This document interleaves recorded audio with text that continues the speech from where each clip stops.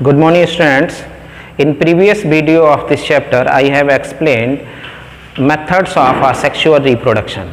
Today I will teach you another methods of another asexual reproduction, that is fragmentation and vegetative propagation. Fragmentation, that is cleared from the fragments. Fragments are the parts.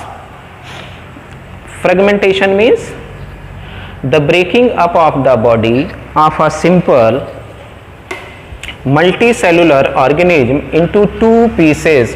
On maturing, each part grow to form new organism is called the fragmentation. Fragmentation can be seen a Spirogyra. Spirogyra is a aquatic plant. This is a algae. Spirogyra is found in pond, lakes and slow moving streams. We can easily observe Spirogyra in a pond. Whenever we will go nearby the ponds and put your hands in the water, when some fragments, thread like structures are collected over the fingers, we can find out these are the Spirogyra. And another example is sea anemone. Sea anemone is a marine animal. This means this sea anemone is found in salty water. This is a microscopic plant, Spirogyra. Whenever by the pressure of water, Spirogyra divides into the pieces. Then they form the fragments. So here in first figure you are looking that this is the mature Spirogyra. In second figure there are two Spirogyras. So here whenever the plant divide in the two parts, then each fragments become mature a new Spirogyra plants. So whenever the mature Spirogyra plant divide in two parts, then two Spirogyra new plants will grow. Whenever it divide in the three parts, then each part grow in the three parts. The next method is vegetative propagation. We know that vegetative propagation is another method of the asexual reproduction. Some plants can be grown without the using seeds. This is in vegetative propagation, new plants are grown from the old plant parts. Old plant part means stem, root and leaves. Means in vegetative propagation, new plants can be grown from the stems, roots and leaves without the help of reproductive organs. There are two types of organs present in a plant.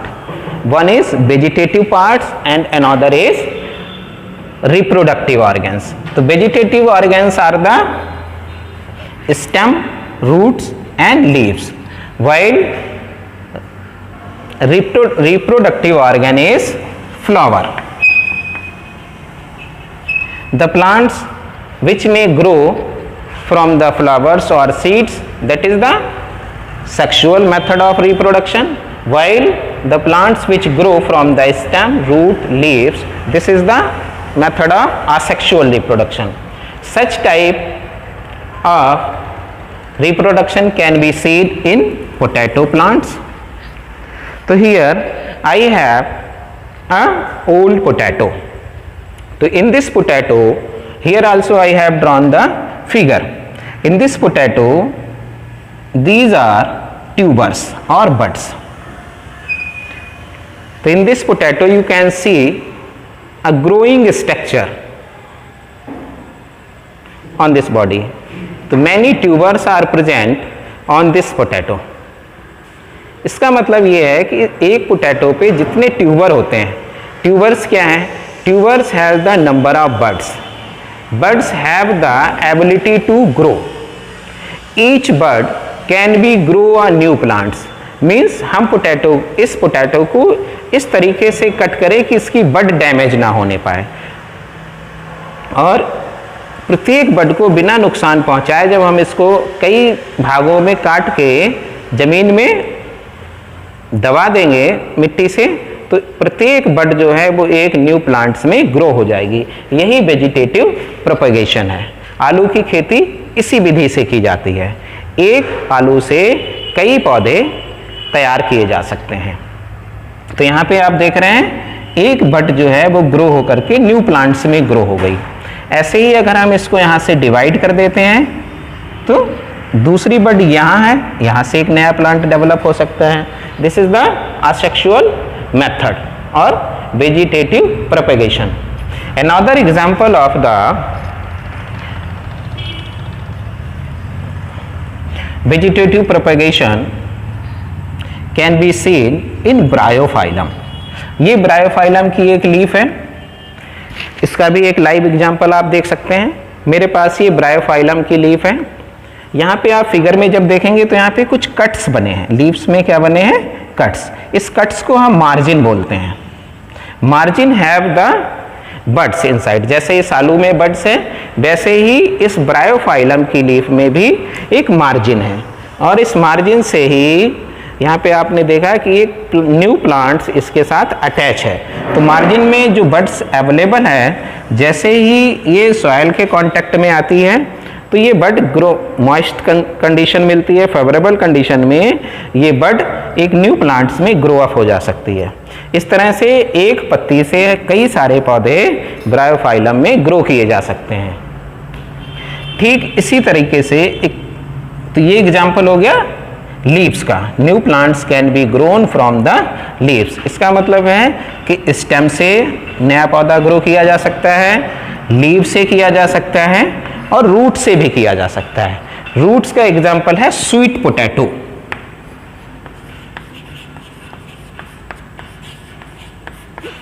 Sweet potato भी आपने खाया होगा, जिसको हम शकरकंद कहते हैं।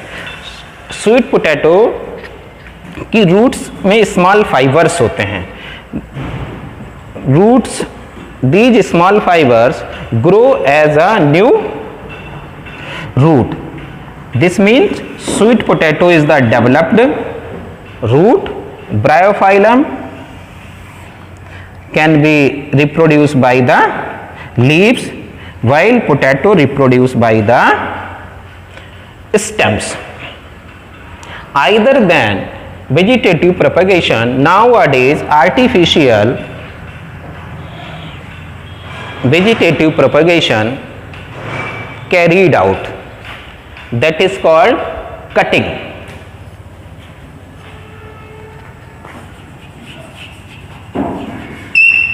And layering. Cutting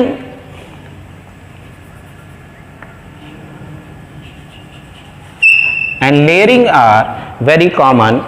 We also carried out these processes at our home.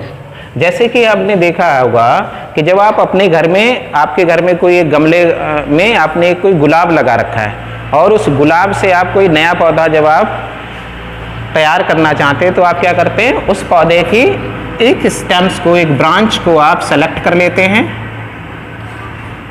और उसको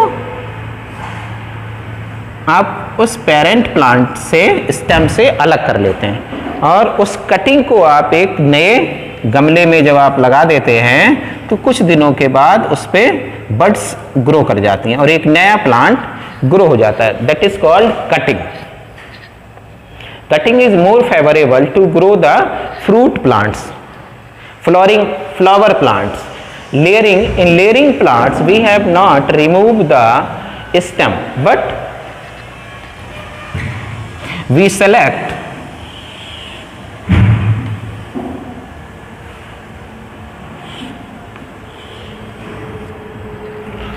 a healthy branch of the parent plant and buried under the soil.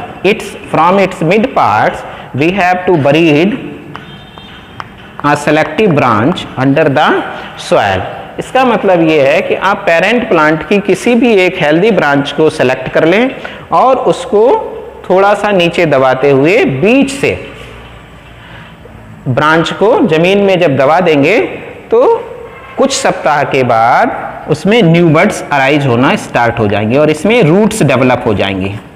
जब रूट्स डेवलप हो जाएंगी इसका इंडिकेशन आपको इस पे न्यू शूट और बड के अराइज से मिल जाएगा। जैसे ही इसमें न्यू ब्रांच डेवलप हो जाए इसका मतलब है कि रूट डेवलप हो गई है। फिर आप इसको पेरेंट प्लांट से कट कर देंगे। कट करने के बाद आप इसको along with the root with soil you have to shift it on the desired plant. This process is called layering. So there are various advantage of the vegetative propagation.